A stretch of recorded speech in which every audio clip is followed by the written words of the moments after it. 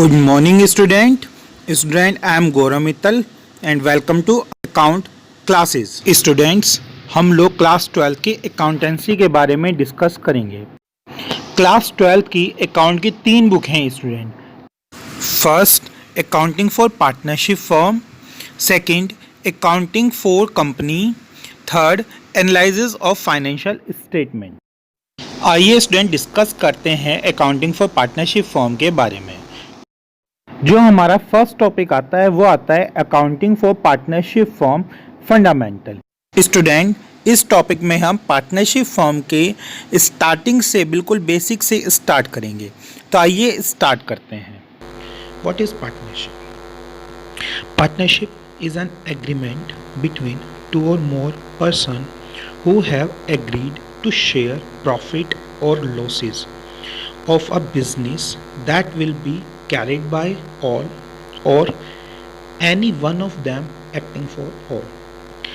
Partnership एक agreement है दो या दो से ज़्यादा लोगों के बीच में, जिसमें वो एग्री होते हैं प्रॉफिट और लॉस को शेयर करने के लिए। किसका प्रॉफिट एंड लॉस? बिजनेस के प्रॉफिट एंड लॉस को। और उस बिजनेस को कैरिड बाय ऑल, सभी पार्टनर मिलके भी चला सकते हैं, और any one of them acting for all, और कोई एक पार्टनर भी सभी पार्टनर के बिहाफ में उसमें काम कर सकता है।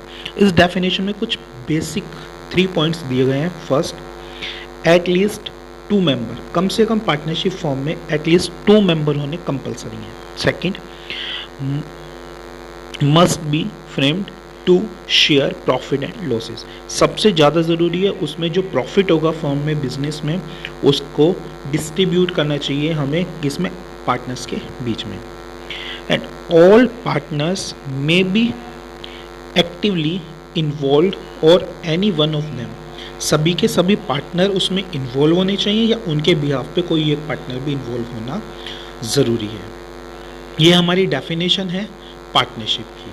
तो in simple words we can say partnership is an agreement in which 2 or more person agree to do business and share profit. Now we are going to start our second topic, and the second topic is characteristics of partnership firm. First, 2 or more person. Second, agreement. Third, legal business. Fourth, sharing profit and losses. Fifth, unlimited liabilities. And last, mutual agencies. अब हम इनको थोड़ा details में पढ़ते हैं कि ये होते क्या हैं। जैसे फर्स्ट हमारा आता है 2 और मोर पर्सन। 2 और मोर पर्सन, जैसे हम लोगों ने अभी डेफिनेशन में पढ़ा है, पार्टनरशिप फर्म में कम से कम 2 व्यक्ति का होना कंपलसरी है। लेकिन मैक्सिमम लिमिट कितनी है? ये तो हमें पता चला minimum limit is 2 person, but maximum limit is 50।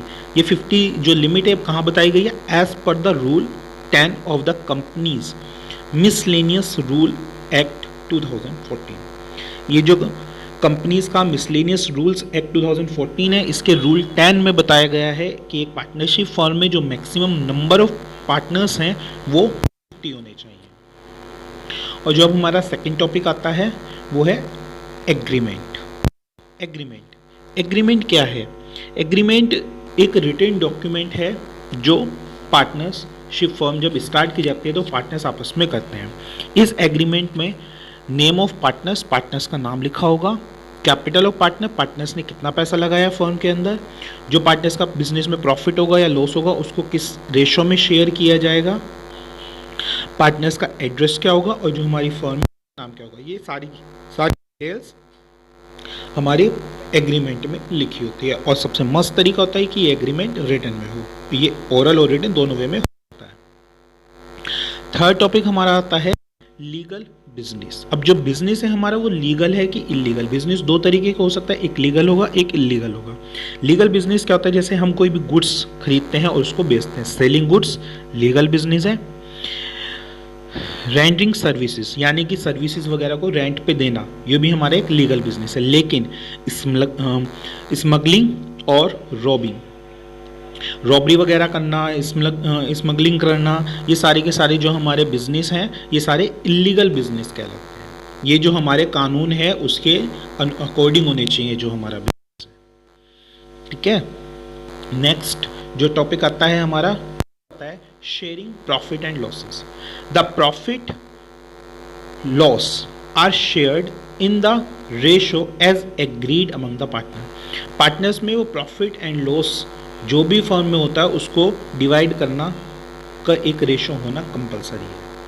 ऐसा नहीं है कि प्रॉफिट कमा रहे हैं लेकिन उसको आपस में डिस्ट्रीब्यूट नहीं कर रहे, लेकिन वो डिस्ट्रीब्यूशन ऑफ प्रॉफिट होना कंपलसरी है। ये एक हमारा फीचर है किसका, पार्टनरशिप फर्म का। नेक्स्ट टॉपिक जो नेक्स्ट आता है हमारा वो क्या है, अनलिमिटेड लायबिलिटीज। अनलिमिटेड लायबिलिटीज का मतलब है कि पार्टनरशिप फर्म में जो पार्टनर्स होते हैं उनकी जो लायबिलिटीज है वो लिमिटेड नहीं होती है, वो अनलिमिटेड होती है। इसमें अगर सपोज करो हमारी फर्म है और फर्म को जो डेप्ट है वो 1 लाख के हैं, लेकिन फर्म के पास जो टोटल प्रॉपर्टी है वो है 80,000 की, तो जो 20,000 रुपीज़ का डेप्ट आ रहा है, एक्स्ट्रा लायबिलिटीज आ रही है, उसकी पेमेंट पार्टनर्स की पर्सनल प्रॉपर्टी से भी की जा सकती है। तो इसका मीनिंग है अनलिमिटेड लायबिलिटीज। जो नेक्स्ट टॉपिक हमारा आता है वो आता है म्यूचुअल एजेंसी। म्यूचुअल एजेंसी का मतलब क्या होता है, यहाँ पे जितने भी पार्टनर्स होते हैं उन सभी पार्टनर्स के बीच में प्रिंसिपल और एजेंट का रिलेशनशिप है। प्रिंसिपल और एजेंट का, अगर कोई भी पार्टनर कोई एक्टिविटी करता है फर्म के बिहाफ पे तो उस एक्टिविटी से सारे के सारे पार्टनर बाउंड हो जाएंगे, वो उनके ऊपर भी अप्लाई होंगे उसकी टर्म्स एंड कंडीशंस। यानी कि ये माना जाता है कि पार्टनरशिप फर्म में अगर कोई एक पार्टनर कोई एक्टिविटी करता है तो वो एज अ एजेंट के रूप में काम करता है, बाकी सब उसके प्रिंसिपल्स हैं। ठीक है,